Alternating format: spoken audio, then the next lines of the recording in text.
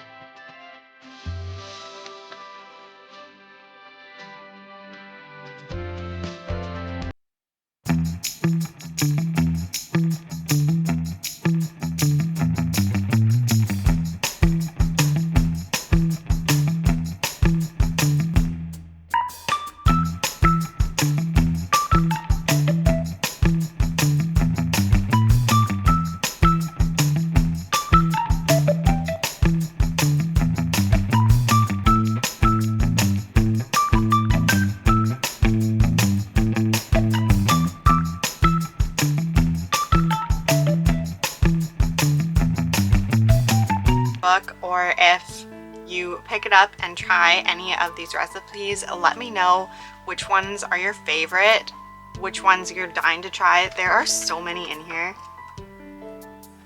that I just can't wait to try. But please like and subscribe for similar videos with all of my animals, and I'll see you in the next video. Bye.